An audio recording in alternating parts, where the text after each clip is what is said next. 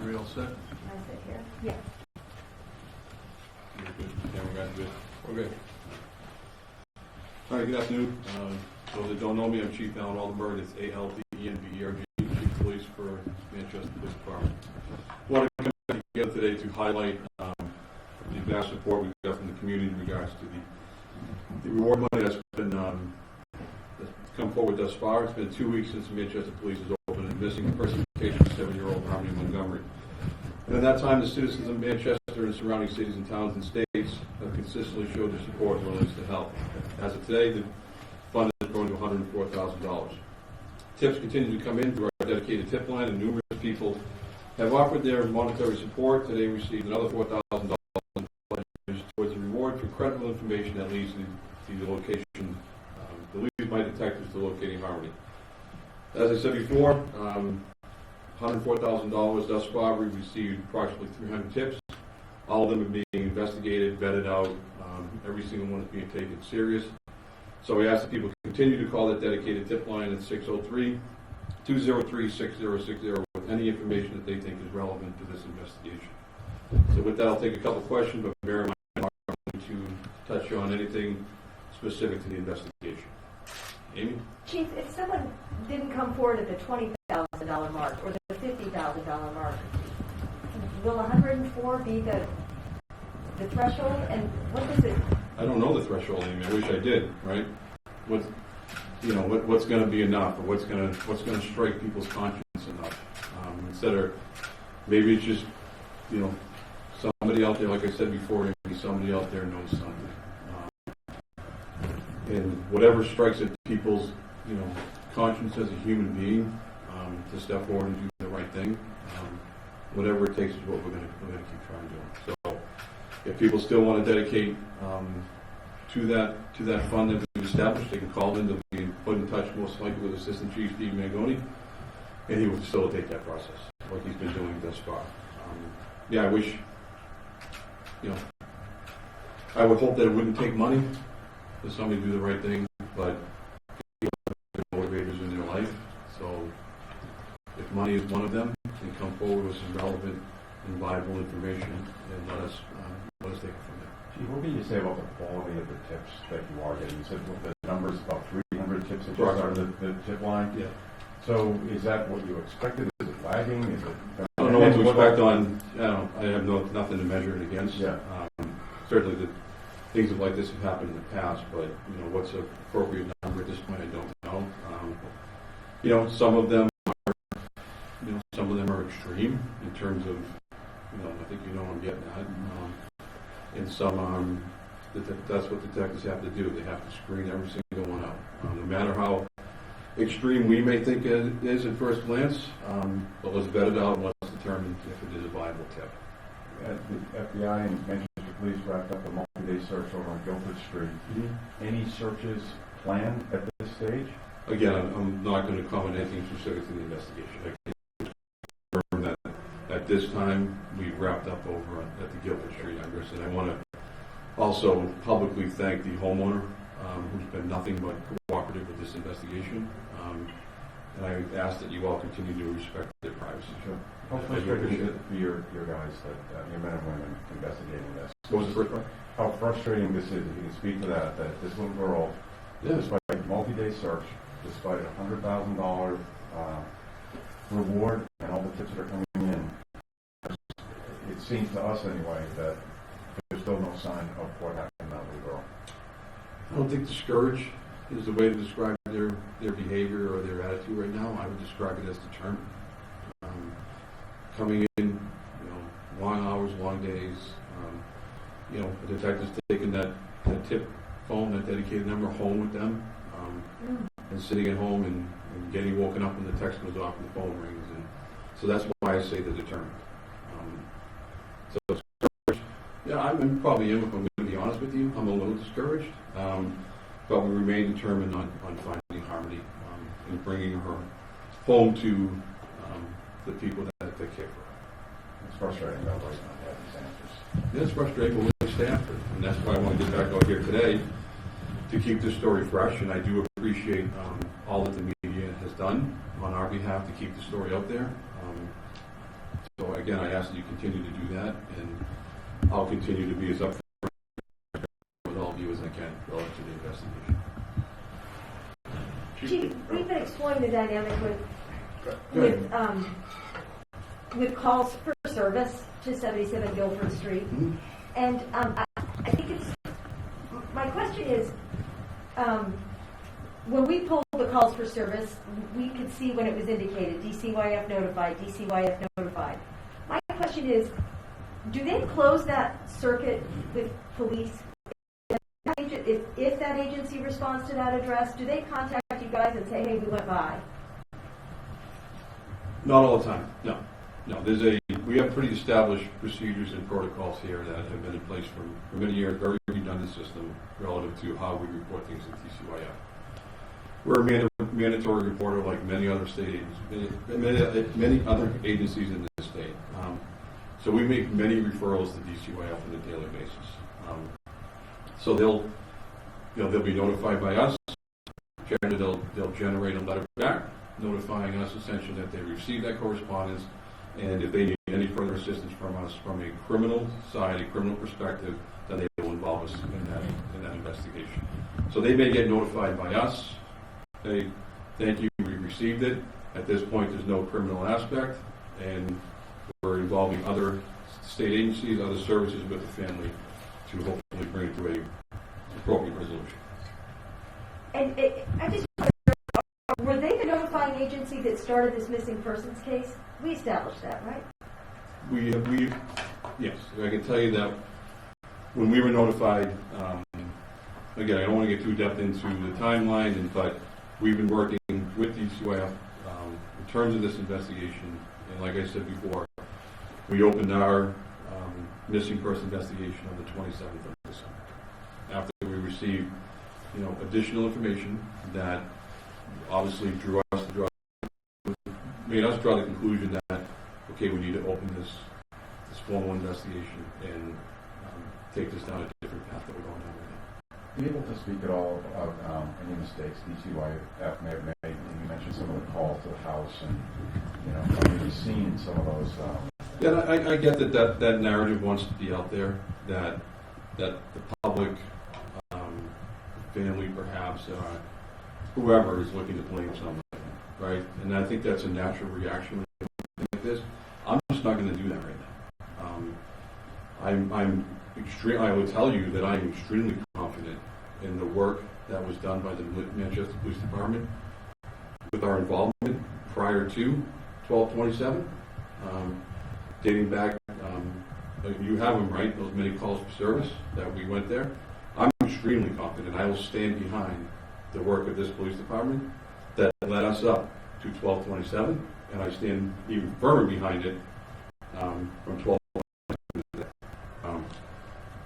I'm not going to point fingers at any other agency because I don't think it's going to do the investigation any good. I'm standing in front of you, okay? I'm the one answering questions. So if that doesn't paint the picture, I'm going to leave it at that. All right? Can we go back to the reward in terms of who would qualify for the reward? We need the information first. All right? We need to have what the information is, the information that we receive, and then if that leads us to Harmony, then we will determine how that money will be dispersed out. But I need to know what the information is first before I can accurately answer that question. One of the tough things here is it seems like the last two people that were in her life are both in jail, the two adults. Is that how tough this is to try to find somebody beyond the two of them to help you in this investigation? Yeah, it's all part of the investigation. And if the investigation leads us, down another path, then we're going to go down that path. I'm going to go down every path that this investigation takes us to. That's why I got some hard, very dedicated men and women upstairs working very hard, chasing everything down that we can. And it becomes, investigations like this become complex. There's a lot of moving parts, and there's a lot of dates that need to be figured out and timelines, but we're working on that very hard every day. Chief, two questions. Go One is, why would the EG's office be involved? It's questionable. Number two is, That raises some eyebrows, but you know, they bring to me, you know, resources that I may not be able to get from the county attorney's office. No, I'm not disparaging them, but the attorneys up there are, if you will, more versed in these type of investigations, just like they got involved in the Merrimack investigation, right? Separate investigations, but they've been very helpful to me, and I have no doubt they'll continue to do so. And the second question is we know FBI was involved, DCYF was involved. Are there any other major agencies that are involved right now? At this time, State police, you know. Nope, but the Colonel Noyes has reached out to me and offered any assistance that he can. I know that was, I believe, if I needed anything from state police, I have no doubt if I called them, they would assist me. yeah. What is your thought thinking about Harmony right now? Do you believe that Harmony's still alive? I'm going to, until, I've said it before, and it's a good question. You know, I have to remain hopeful. The public has to remain hopeful. And that's why I keep going back to somebody knows something. Until somebody tells me otherwise, or shows me something concrete and valuable that says that she's not, then this investigation is geared towards as if Harmony is still alive. So the last... Wouldn't you want that for you? Absolutely. Right? Absolutely. Okay. For my child, absolutely. Right. So the multi-day search of Guilford Street did not result in finding Harmony. Evidence may be pulled out of there. But is there some other place that you want to draw people's attention to? Because if it's not that house, they're in a car, and going back and forth, where else should people kind of draw their attention to and try to think of, did you see this little girl? That's why I'm trying to get this nationwide, and it has gone nationwide, it's gone international, right? It's a good question, well, but I don't want to comment on that with, you know, to compromise the investigation. I can tell you that should we get anything like that we feel that the public could help us in regards to a particular location or a particular state, I feel it would be appropriate to share that. But right now, doing so would not be, it's not going to add any value to the investigation. So the last time that the Manchester police saw her was September 2019, I think. DCYF about a month later, and then the family says that the extended family says they last saw her around Thanksgiving in the first week of December. Is that? Yeah, and I think when I first back on New Year's Eve, Yeah.